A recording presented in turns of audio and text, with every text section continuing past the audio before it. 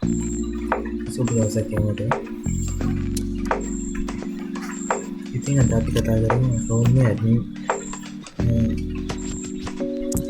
Site එකේ manage users වගේ page එක කොහොමද ඩිසයින් කරගන්න වගේම ප්‍රෝග්‍රෑම් කරගන්න කොහොමද කියලා.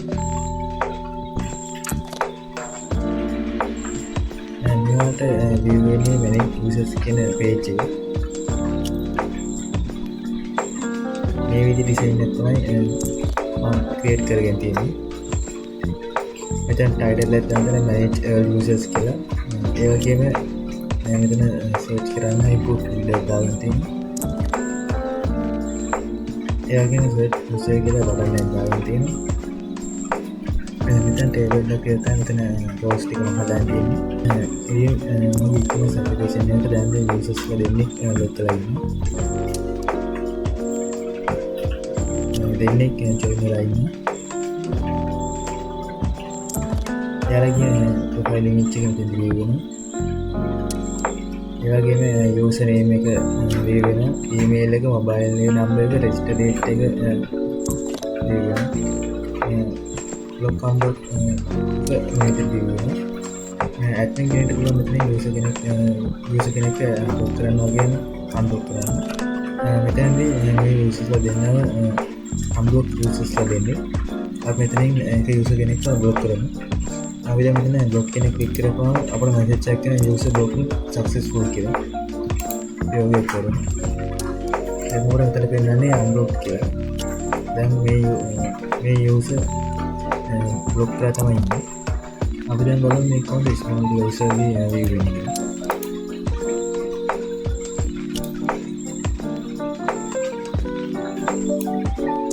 අපිට small device වලින් මේ විදිහට medium large device වලින් විදිහට view වෙනවා.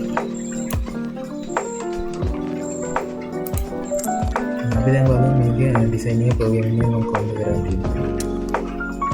මේ තියෙන්නේ මගේ manage users file එක. මම මේක මොලේ PHP script එකකට require දාන්න දෙන connection to PHP කියලා. HTML එකත් එකලම හදාගෙන තියෙන මේක මගේ design එක. මෙතන header එක තුන data දාගෙන තියෙන ඒකෙන් title එක දාන්න තියෙන manage users admin page කියලා.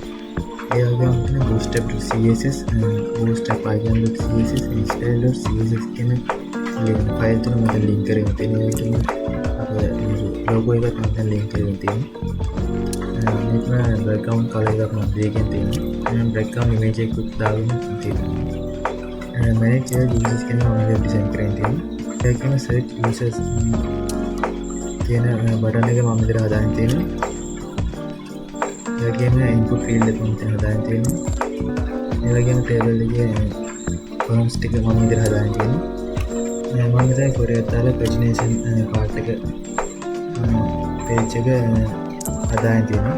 මෙතනදී get method එකෙන් page එක අරගෙන තියෙනවා. මෙතනදී එක page එක තියෙන පුළුවන් 5යි. users ලා 5 දෙනෙක් විතරයි මේ පරාක් page එක වගේ. මෙතන limit එක create කරගෙන තියෙනවා. මෙතනදී මම දැන් users ලා details ටික අරගෙන තියෙනවා. මම file image එක අරගෙන තියෙනවා. මෙතනදී users ලාගේ profile image එක first name last name email mobile email ටික මම හදාගෙන තියෙන අරගෙන තියෙනවා. එහෙනම් ලොක් කියන බටන් එක මම බේසික් කලර් එක දාගෙන දෙනවා. එහෙනම් complete එක දාන්න පුළුවන් book user කියලා. එහෙනම් unlock කරන බටන් එකක් තමයි complete එක දාන්න unlock user කියලා. ඒ වගේම ඒක වලින් කලර් එකක් තියෙනවා. අපි අපේ descriptive case file එක මේ දෙකෙන් document එකේ මාසනේ අංකයක් තියෙනවා. මෙතන document එකත් තියෙන මේ side එක මතන අරගෙන තියෙනවා.